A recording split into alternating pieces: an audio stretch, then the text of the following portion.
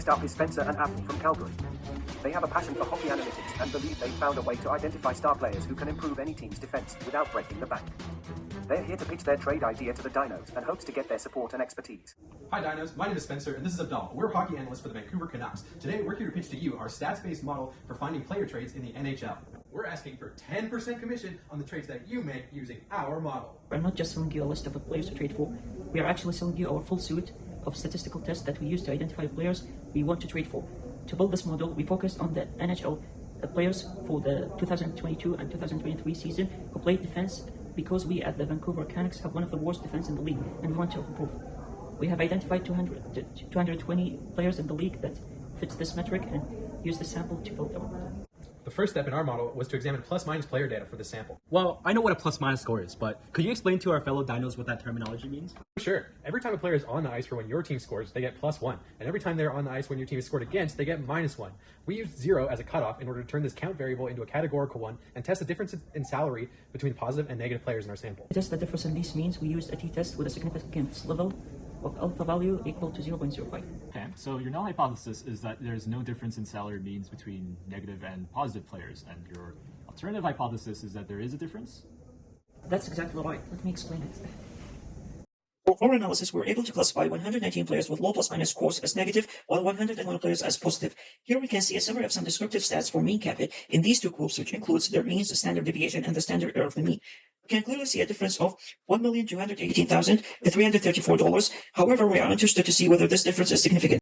We have then calculated a t-statistic of 3.67, assuming the null hypothesis is true, and the sampling distribution of this statistic follows a t-distribution on 218 degrees of freedom. Under same degrees of freedom and our alpha value of 0.05, we have defined our rejection regions using critical t-scores of 1.97 and -1.97. We can clearly see that our t-statistic lies within this rejection region. Based on the t-statistic, we were able to calculate a p-value of 0.003, which is much smaller than our alpha of 0.05. This is an indicative of a significant difference in the mean cap hit between positive and negative players, with positive players being paid significantly more. We are also 95% confident that the effect size or the difference in mean cap hit between these two groups at the population level is between $2,666,870 and $3,337,905. Therefore, we should expect paying more for players who contribute more positively and has a reduced negative impact. Well, offensive plays play a huge role in plus-minus data. You guys are focusing on defensive data. So how are you going to address this? Well, that's why we developed a new metric called negative defensive statistics, or NDS, which combines high danger shots against and defensive zone giveaways into one number.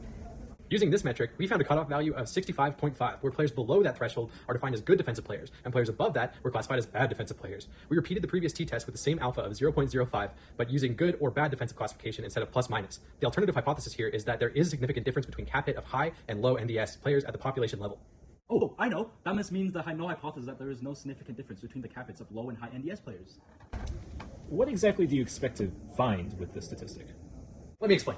172 players classified as good had a mean salary of roughly 2.6 million USD, and the 48 bad players had a mean salary of roughly 4.3 million, making the difference between the groups $1,774,489, where good players are paid less than bad players. We can also be 95% confident that the true difference for the population is between $995,463 and $2,553,335. We calculated the t-statistic to be 4.894, which translates to a p-value of 0, meaning the probability of seeing a test statistic as or more extreme than this, assuming the null hypothesis is true, is less than 0.0001. From this, we can reject the null hypothesis and conclude that there is a significant difference between the cap hit of high and low NDS players, or good or bad players defensively. Wow, I'm really impressed. You guys have really done your homework. I'm in.